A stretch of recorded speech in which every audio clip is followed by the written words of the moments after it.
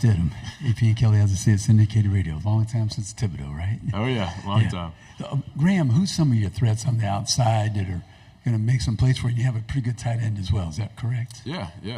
I think on the outside, we got a lot of great young guys coming back, young guys going in their second year. I mean, I could talk about the receiver room all day, but we also brought in 2 transfer receivers, Chimere Dike from Wisconsin and then Elijah Badger from Arizona State.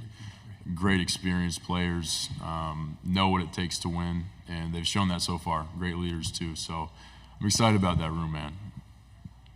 Front row. Hey, Graham. Michael Cobble from Baton Rouge. Billy was just in here, and he talked about the importance, I guess, of having the right guys in the room at the time. And kind of what he said that stuck with me was everybody on the team now picked us, and we picked them. Do you see that cohesion now and kind of everybody pulling in the same direction?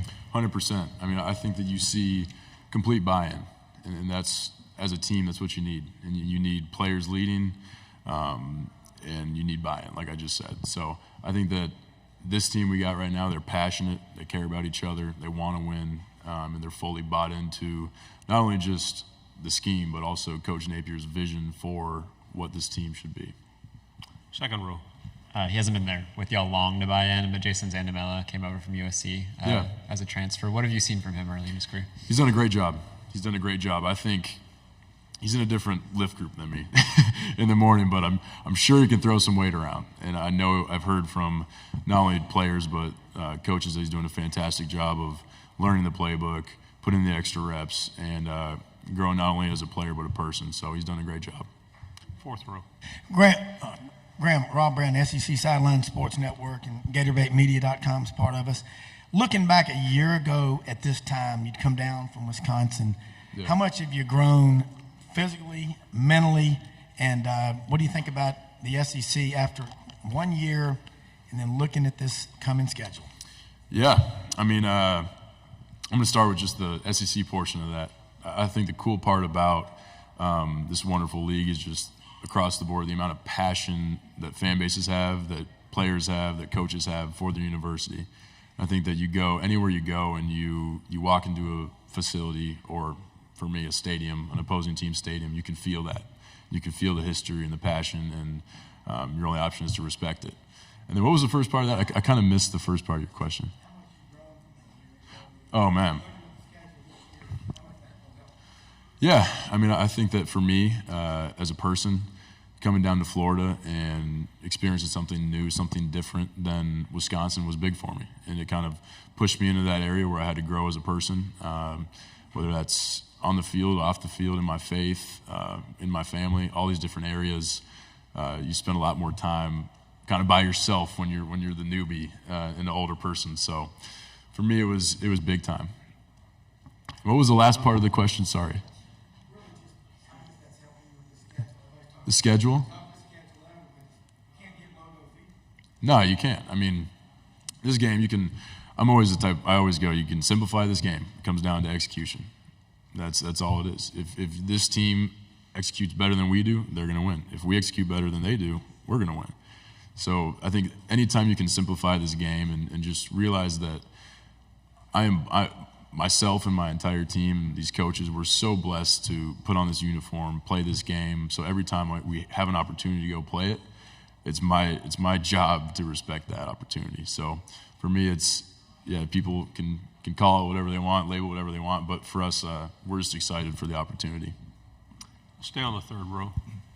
Tyler Shaw with KBTX and College Station. Graham, how would you rate, when you look around the league, kind of the level of quarterback play right now in the SEC, and as a competitor, does that kind of help you push yourself? I spent a weekend with a bunch of them at the Manning camp, and I think not only are they they're great quarterbacks, but they're great people.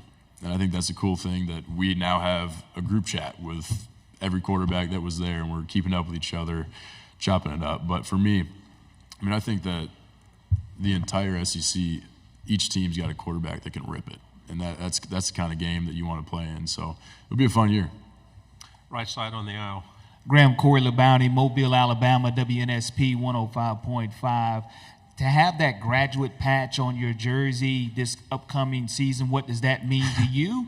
And the second part of it, the question is the fact that you have Central Florida, Florida State, and Miami all within one state, the rivalry there with those three schools being in your state. Yeah, I mean, for me, transferring and might have taken a little bit longer to graduate just because of all the credits and everything. So for me, it's just a blessing to finally get there and graduate from a place like Florida with rich history, great school, great education. And then the state of Florida, I mean, the thing you see there is, which has been fun for me, kind of getting somewhere new and experiencing it, is just, like I said earlier, but the passion of the people in Florida for the university is truly special. So the fans do not like each other. I've fully embraced that, fully learned that. But, it's been fun.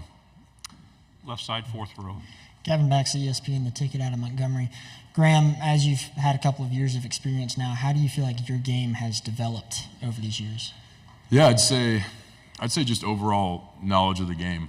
And I think you go through phases as a quarterback of your process of learning. And it kind of starts with, okay, I get to college, I learn the playbook. After I learn the playbook, then I really start focusing on defenses. After I learn about defenses, how to attack the defenses, then you go back to your playbook. So I think for me, my game has evolved to the point where I've seen a lot of defenses. I've seen a lot of fronts, coverages, pressures, to where I don't feel surprised when I see stuff. It's almost like a puzzle. Like, I've seen Ohio State ran that in 2021 in the third quarter. Like, I can remember that because like I lived all those experiences. So for me, the cool thing is being able to utilize that and like just being able to recall plays and like instances that came up where I can help teach guys like, yeah, they might have ran that coverage, but here's another way to run it, and show them a clip and stuff like that. So it's freed me up to teach a little bit more when you're a 60-year senior playing college football. Final two questions here, and then pass it to the aisle ahead of you. Courtney Machani out of TSD Vorts, based in Austin, Texas. Talking in the same vein of all the passing talent in the SEC, you recently were at the Manning Passing Academy. How was it interacting with a lot of the SEC talent like Jackson Dart, Quinn Ewers, Connor Weekman, and more? Yeah, it was great. Where'd you say you were from again? TSDV Sports in Austin, Texas. Austin, Texas.